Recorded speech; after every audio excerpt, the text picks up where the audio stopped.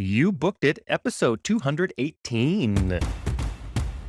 What's going on, everyone? Thank you for joining me today on You Booked It, the #1 podcast where you learn how to create a successful entertainment career.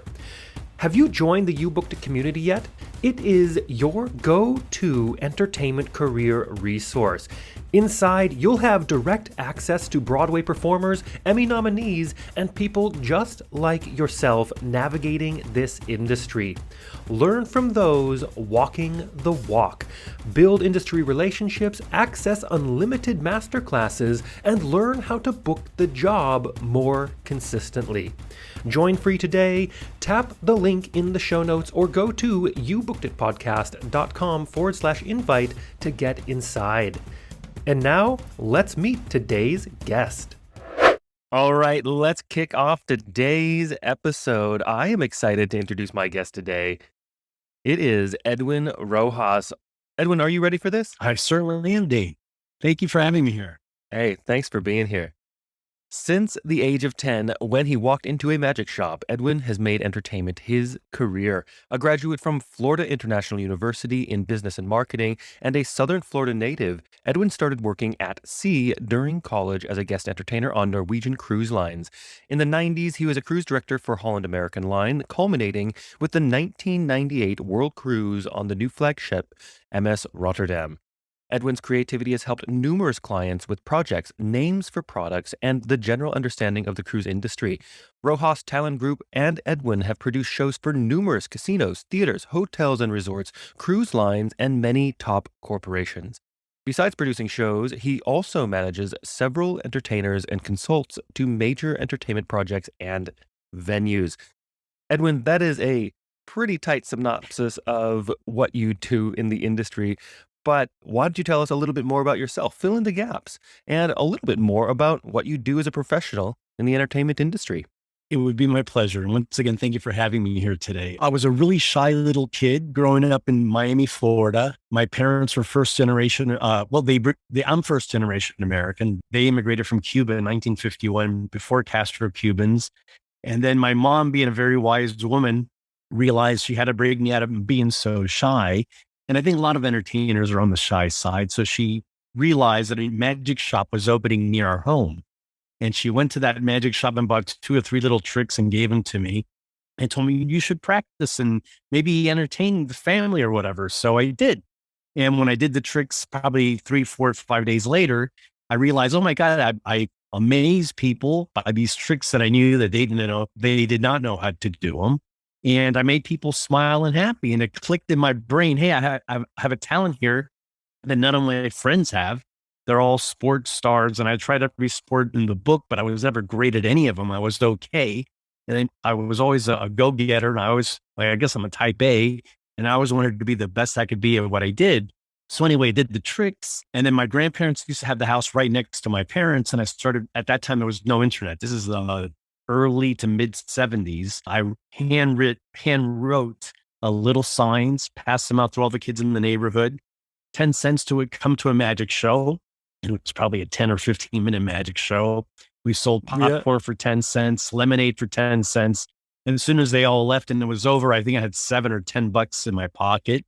And I went right to the magic shop and bought more tricks. And I kept doing that all my way through school, high school. And then in high school, it's what I did for a living. I had 200 shows a year in the Miami area, mainly for kids' birthday parties and some convention work, but mainly kids' birthday parties. And it hit me one day, I'm making more money in a day than my friends are making in a week working at McDonald's or Burger King or wherever it is they were working at that time. And it just stuck me. I'm doing something I really love. I make people happy doing it and I can make a living at it. Now, my maternal side's all in education. You had to have an education no matter what. So that's why I went to FIU, Florida International University. I graduated with a degree in business administration, marketing. And, but my parents said you could do anything you want to do, but you have to have that degree. So I got that degree. As soon as I got out of college, I got a job on a cruise ship. And working in Miami at that time, this is early 80s now, was a very seasonal town. There was no really, when I mean by seasonal, it was winter. There was a lot of conventions there, a lot of work for the arts. But then come May, June, July, August, and September, it was too hot. It was hurricane season, and there wasn't many jobs for performing artists. So somebody told me, hey, every one of those cruise ships has magic and entertainment on board. And I had no idea. As a kid, I saw the cruise ships pull out every day, every weekend, I should say, but I never thought about it. So I started knocking on their doors, sending them resumes. And sure enough, I got a job with the Norwegian Cruise Line. I worked my way through college, working every summer Norwegian. As soon as college was over and I had my degree, I kept working for them. Then I went to a company called Regency Cruises that lasted 2 or 3 years. And then I ended up at Holland America Line, which was, and I still think in my mind, one of the greatest cruise lines out there. Definitely one of the best run organizations I've ever dealt with in my whole career. And I was there for 10 years, met my wife there, did the world cruise there, as you said. And then I ended up in Celebrity Cruises. In 2001, they made me an offer. It's an offer you couldn't refuse. I made the same amount of money, but I had an extra 2 months at home. So basically I was working 8 months as opposed to 10 months for the same money. I had a young son at that time and I was starting a family and I wanted to be home more with him. So I did that. And then I ended up in the corporate office booking all the entertainers. So I had 9 theaters, 9 ships around the world that I had to entertain with. I had $1 million monthly budget to book the 9 ships. And I was having the time of a life and it was all going great to the big recession in 2008. And then we all know, things got really, really tight there, kind of like COVID now. And I was let go in January of 2009 and I was blindsided. It was an industry that I loved, doing entertainment, which I loved. Cruise ships I knew inside out, had grown up there, knew everybody, knew all the major players.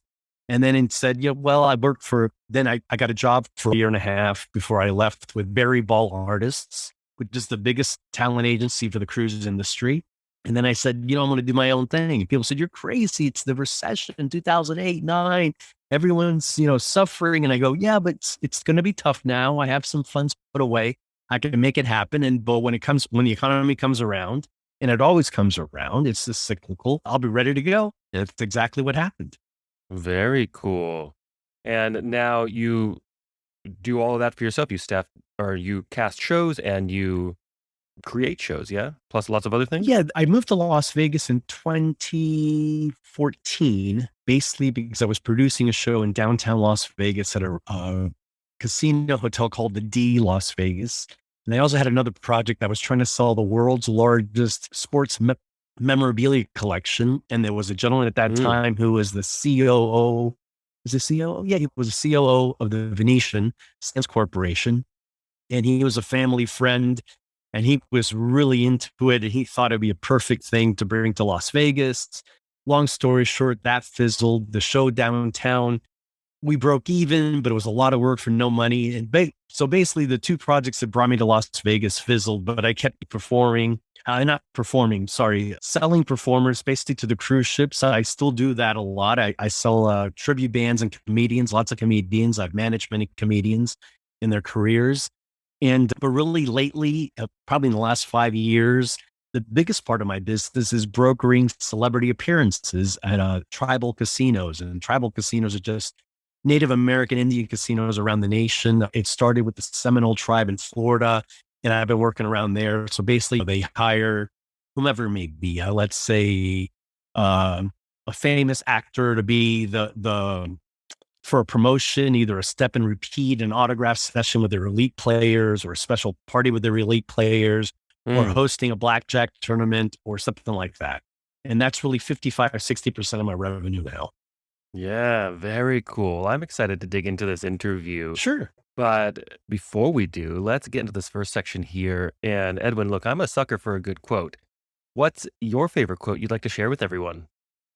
I have to attribute it to my old man, my dad. He would always say, do what you do best and farm out the rest. And that has many sides to it. And it hits me probably every week or something. This hits me in my head. When I started the company, you're bootstrapping it. You're trying to do everything yourself. And then you realize, I really need some expert help here because I can't really do everything. When I was in college and business school, the 2 classes that I did not like was business law and accounting. Once again, business law and accounting, I deal with it as probably you do and every entrepreneur, every single day of your life. It hits me every single day. And when I first started, I was trying to Google legal terms and legal contracts and et cetera, and trying to do my own books on QuickBooks. And I didn't fail, but I wasn't doing it as good as I know it could be done. So now I have a great accountant, I have a great attorney, and they do what they do best. I do what I do best. My thing is I charm people. I'm great at sales. I'm a very stickler, very organized. I'm relentless. I give people their space. But if somebody says, call me on Thursday, I'm calling you on Thursday. And if you don't pick up the phone, I'm going to call you on Friday. And if you don't pick up on Friday, I'm going to be there first thing Monday morning on and again, or at least an email. But I'm very persistent. I'm meticulous. I'm a hard worker, very hard worker. And everybody likes that about me. And I like that about myself. And I'm very comfortable in my own skin, but I know that I can do business law and I can't do accounting. So I do what I do best and I farm out the rest. Yeah, I love that quote. And it really does apply to so many different parts of our lives, right? Absolutely. And even, when you start out as a performer, you're trying to get any job you can. And as an analogy, I guess if you're a Broadway actor, you're an actor on the boards, you're for a live theater, you're one thing, but then somebody comes and offers you this really crappy radio commercial or TV commercial.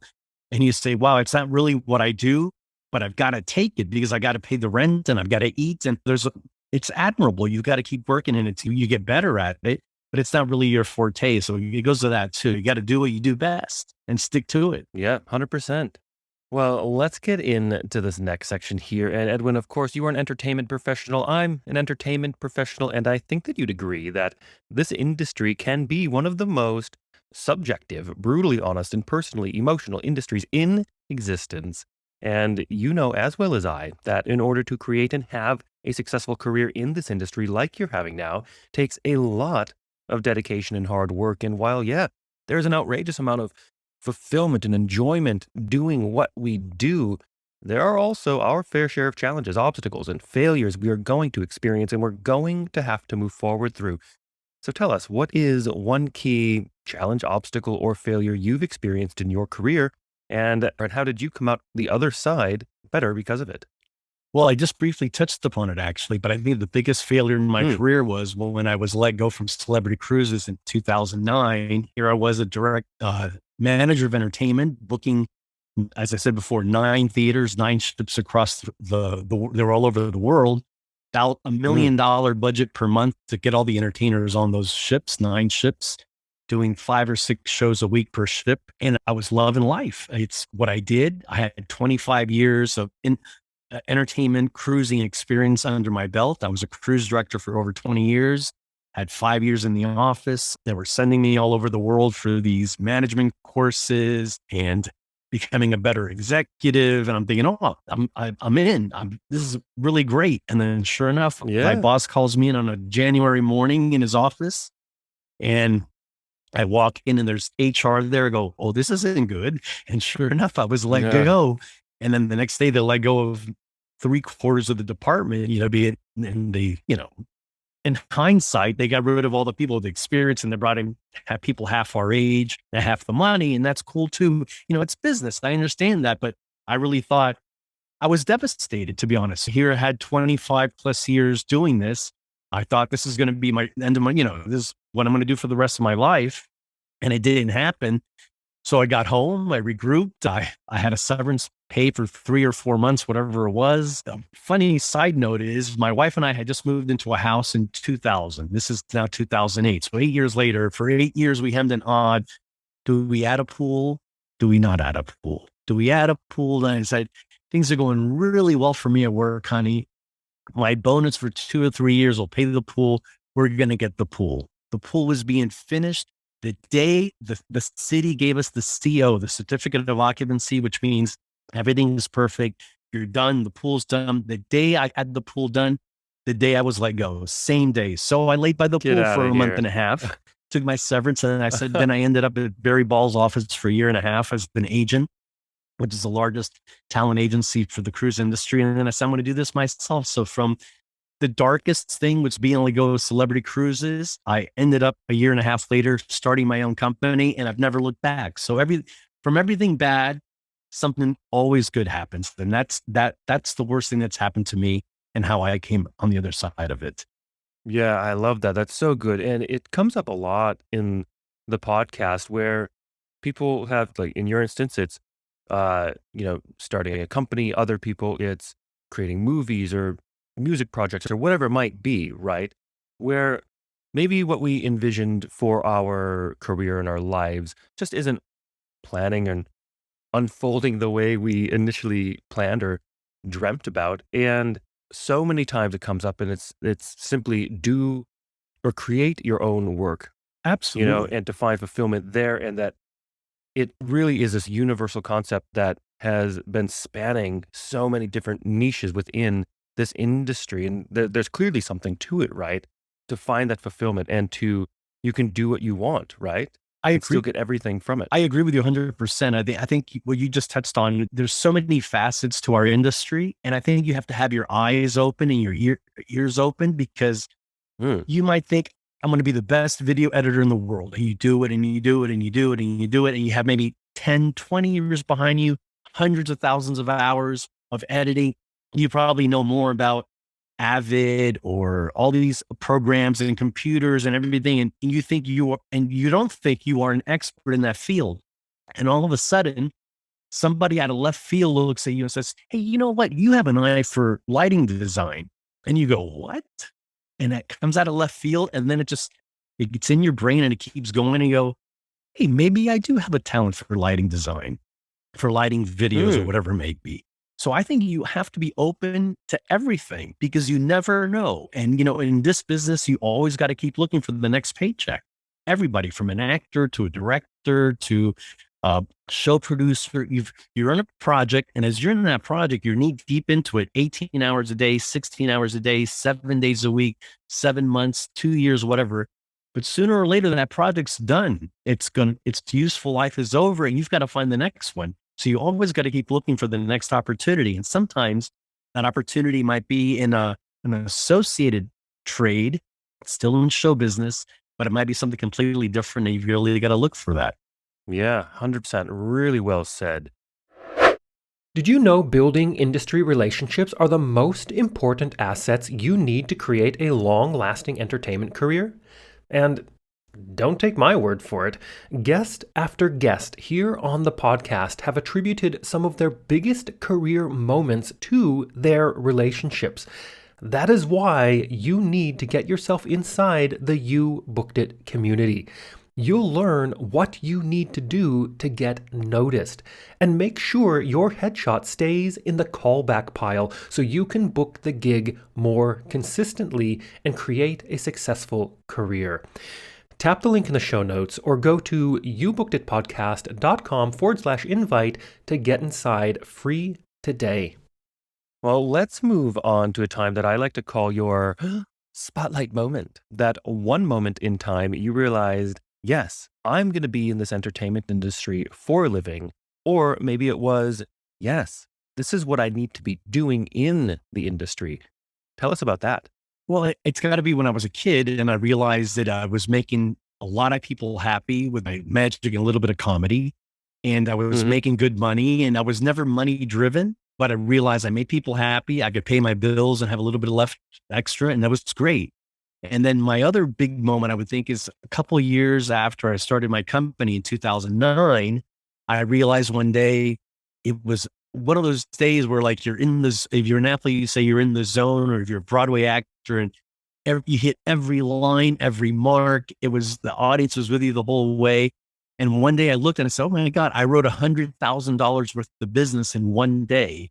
And to me, that was like, wow, I was just hoping to hit $100,000 of business in the first year. And I did it. And that was the day I said, I'm on the right path. I just had to keep working hard. Mm. And, the universe showed me that it can be done, and I did it. It was the first day I wrote $100,000 in one day of business, and I was thrilled. Oh, that's amazing. Love that. And let's piggyback on that question quick and talk about your number one booked it moment. Walk us through that day, what was going on in your life, and what about that moment makes it your favorite booked it moment? again, it's one of those days you're in the zone. The phone keeps ringing. My business mainly all comes in by email. I would say 98% is via email. Now there's a little bit of text, but mainly my customers are Fortune 500 company or casino, and it's a mid-level manager that's booking off of a Dell computer, and they send you an email. And sometimes they want an answer right away, and sometimes they want to answer in 48 hours. But it's one of those days it just kept coming, and I need this. And I got a quick answer, book it, boom, contract out. I need this, book it, contract out. And it just kept happening over and over again.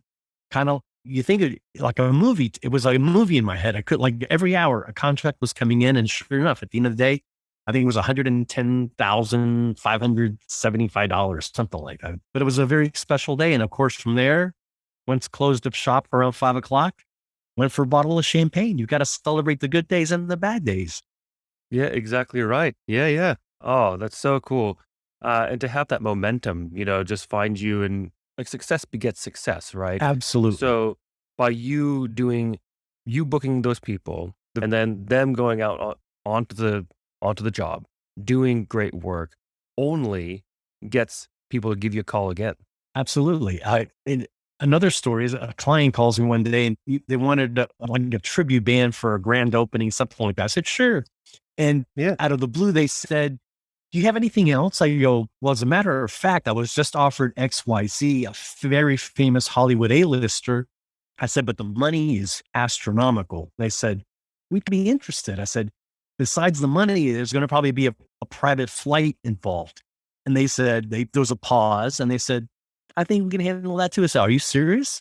So I went for it. And sure enough, at the end of the day, it was a huge deal. And the Hollywood A-listers showed up, and they did, and in our business, the agent and the manager is always the bad guy. And they were, it was a tough negotiation all the way through. And in my mind, I'm thinking, please, I hope when they show up, the client loves them.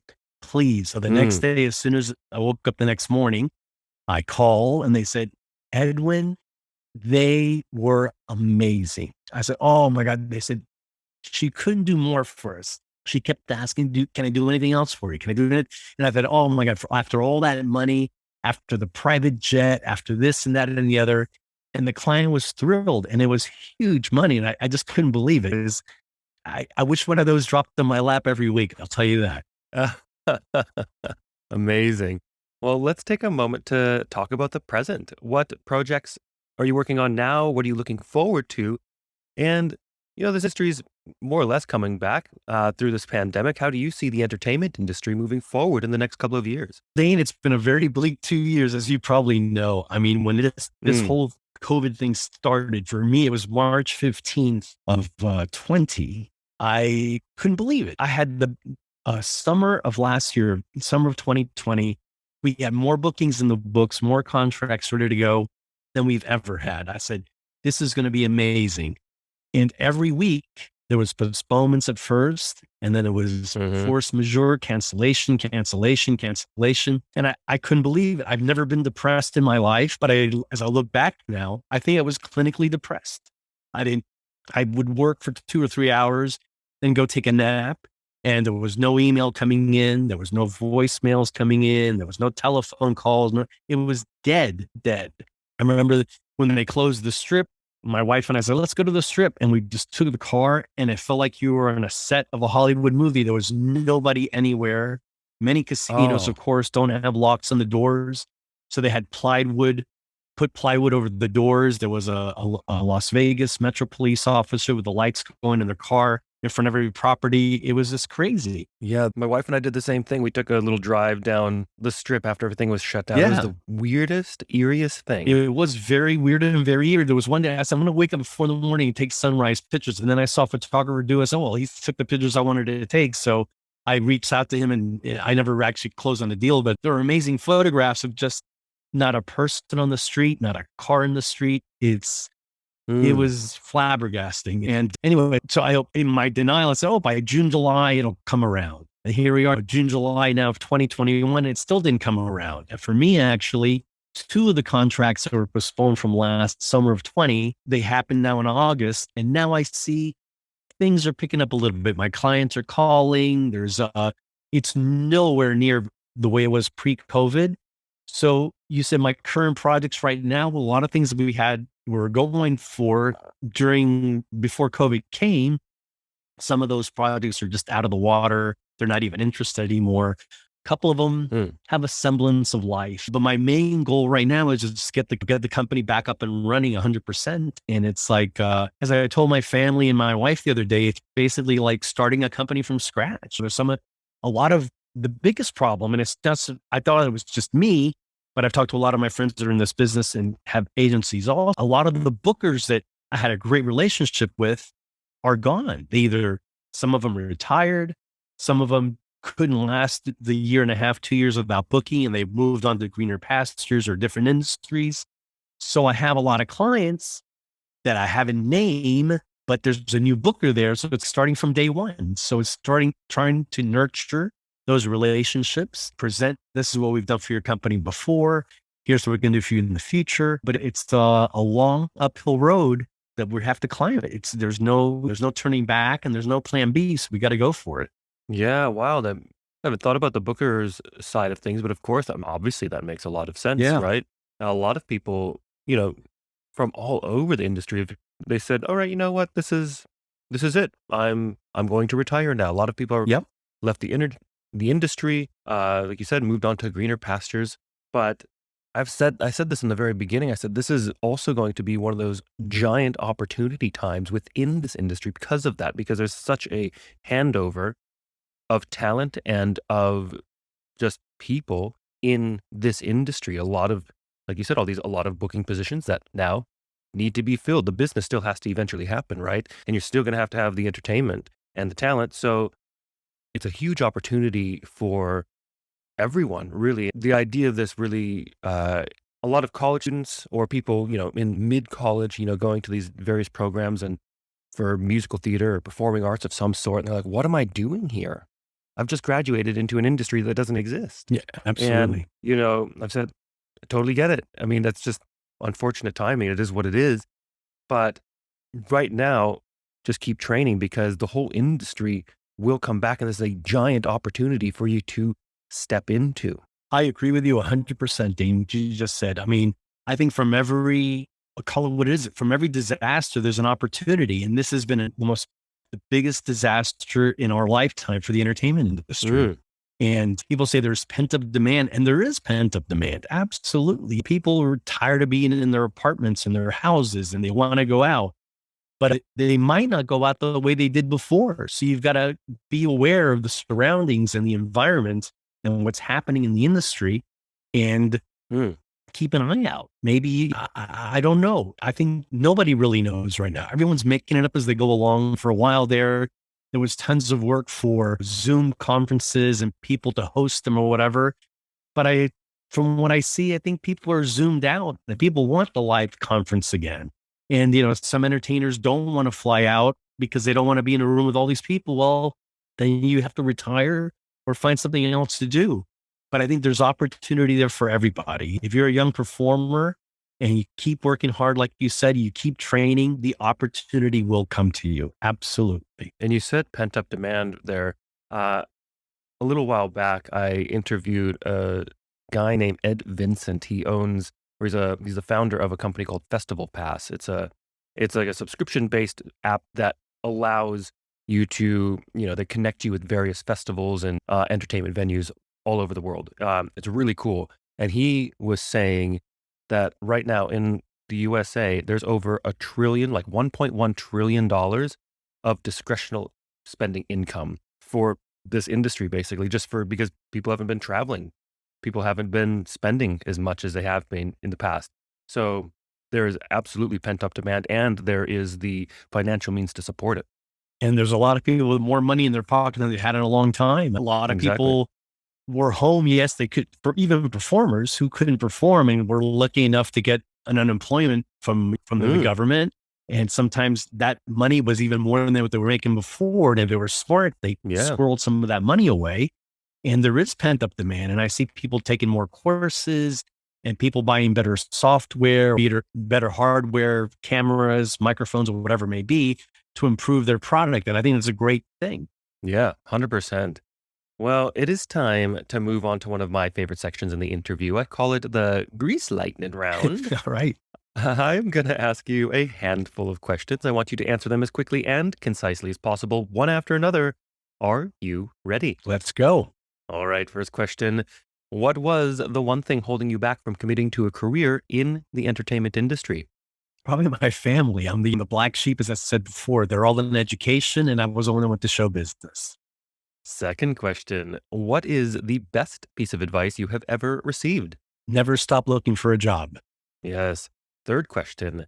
What is something that is working for you right now? Or if you'd like to go pre COVID, what was working for you before our industry went on pause?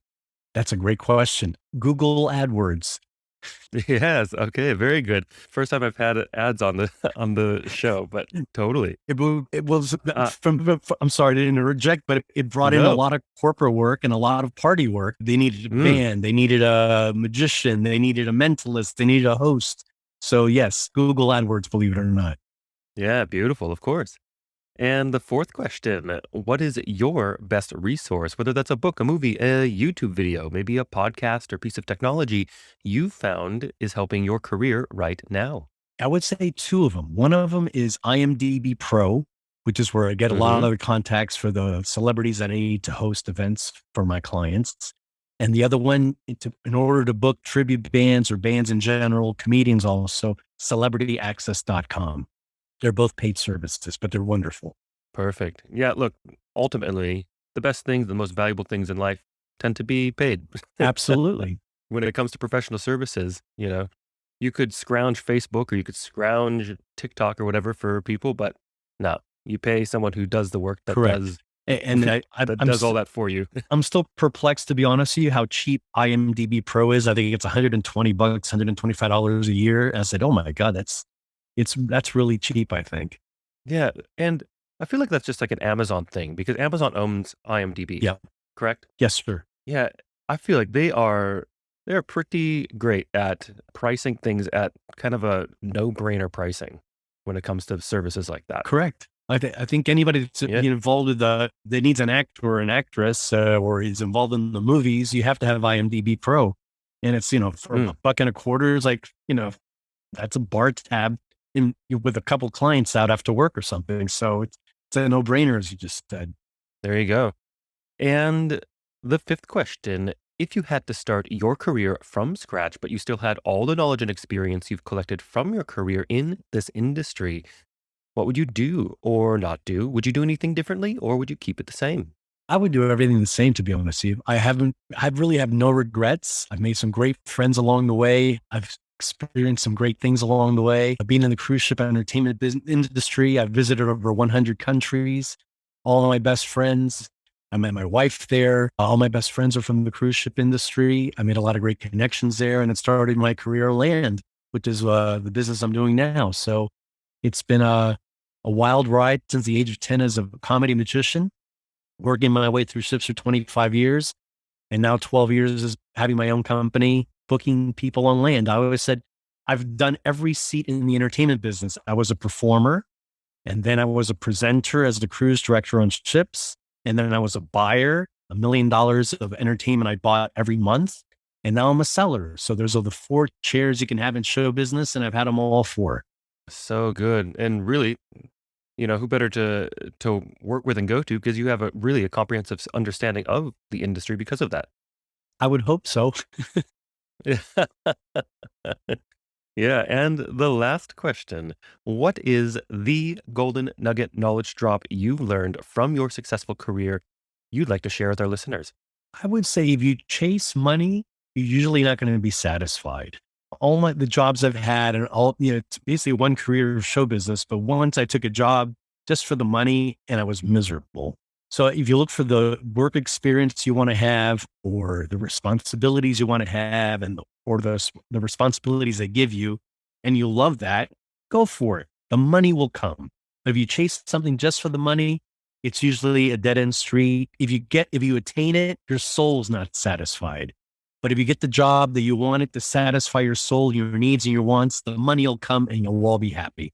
So just chase your dreams, but chase it to satisfy your inner needs, not for the money. Really well said. And to wrap up this interview, Edwin, it is time to give yourself a plug. Where can we find you? How do our listeners connect with you? Is there anything you want to promote? Probably my website would be the easiest thing, which is Rojas, Rojas, talent.com.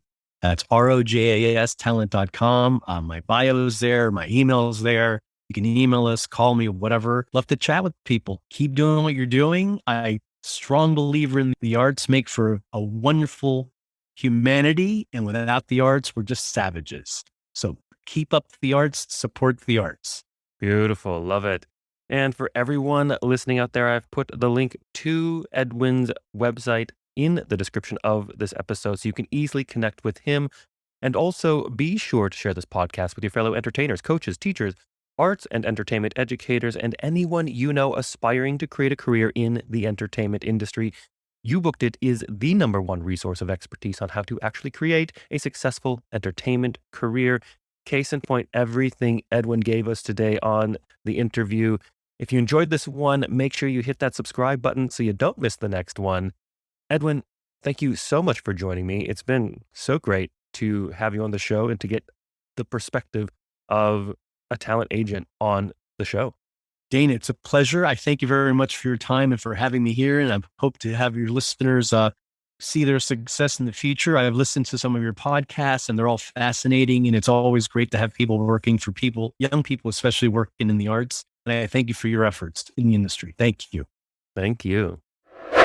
Thank you so much for listening today. If you enjoyed this episode and want more like it, be sure to smash that subscribe button. Also, be sure to join the You Booked It community. Inside, you can connect with your people, build industry relationships, unlock unlimited masterclasses, and access the tools and training you need to create sustainable career momentum. Get your invite link right now. Tap the link in the show notes or head over to youbookeditpodcast.com/invite, and we'll see you there.